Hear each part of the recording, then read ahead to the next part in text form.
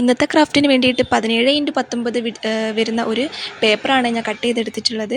പിന്നെ ചെയ്യാൻ പോകുന്നത് ആ ഒരു പേപ്പറിൻ്റെ 4 കോർണറിലും ഓരോ സെൻറ്റിമീറ്റർ വീതം മാർക്ക് ചെയ്ത് കൊടുക്കുന്നുണ്ട്. ആ മാർക്ക് ചെയ്ത ശേഷം ഈ ഒരു ആ 4 കോർണറും തമ്മിൽ കൂട്ടി വരയ്ക്കും. ഞാൻ ഈ ഒരു 4 കോർണറും കൂടെ കൂട്ടി വരയ്ക്കുന്നുണ്ട്. താഴേക്ക് യോജിപ്പിച്ച് 4 സൈഡും കൂടെ വരയ്ക്കുന്നുണ്ട്. ഓരോ കോളം എടുത്തിട്ടുള്ളത് 1 സെൻറ്റിമീറ്റർ വെച്ചിട്ടാണ്. ഇനി അടുത്തതായിട്ട് അതേപോലെ മറ്റേ സൈഡിൽ നമുക്ക് ഓരോ സെൻറ്റിമീറ്റർ വീതം വരുന്ന 4 കോളങ്ങളായിട്ട് മാർക്ക് ചെയ്ത് കൊടുക്കാം. എന്നിട്ട് അവിടെ ഇതേപോലെ തന്നെ സെയിം രീതിയിൽ യോജിപ്പിച്ച് വരയ്ക്കണേ.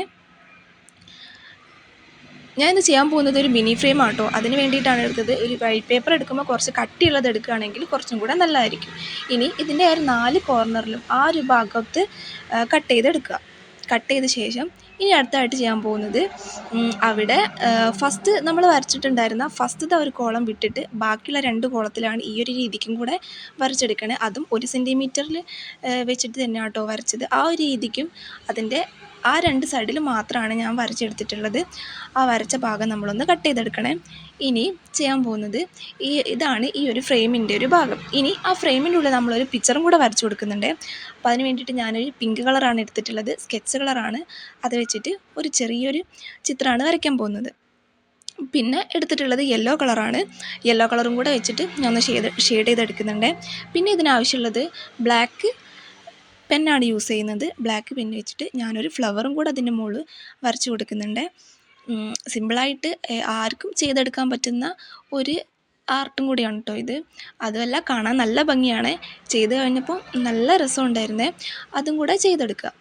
എന്നിട്ട് അതിൻ്റെ മുകളിൽ ഒരു വട്ടം കൂടെ ഞാൻ വരച്ചിട്ട് ഒന്നുകൂടെ ഷെയ്ഡ് ചെയ്തും കൂടെ എടുത്തിട്ടുണ്ട്. അപ്പം ഇതാണ് അതിൻ്റെ ഒരു ലുക്ക്. ഇനി ചെയ്യാൻ പോകുന്നത് നമ്മൾ ആദ്യം 1 സെൻറ്റിമീറ്റർ വീതം വരച്ച ആ ഒരു ഭാഗം ഉണ്ടല്ലോ, അവിടെ ഞാനിങ്ങനെ ഉള്ളോട്ട് വെച്ച് മടക്കിയെടുക്കുന്നുണ്ട്.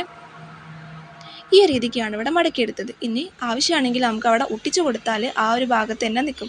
അതിൻ്റെ ലാസ്റ്റ് ലെയറിൽ നമുക്ക് പശ തേച്ചിട്ട് ഒട്ടിച്ചു കൊടുക്കാം. എന്നിട്ട് മറ്റേ സൈഡിലുള്ളത് ഉള്ളിലേക്ക് വെച്ചിട്ട് അവിടെ ഒന്ന് ഒട്ടിച്ചെടുക്കുന്നുണ്ട്. അപ്പം ഇതാണ് ഫൈനൽ ലുക്ക്. നല്ല ഭംഗിയായിട്ടോ കാണാൻ. നിങ്ങൾ എന്തായാലും ട്രൈ ചെയ്ത് നോക്കണം. അപ്പോൾ ഇത്രയേ ഉള്ളൂ. Thank you.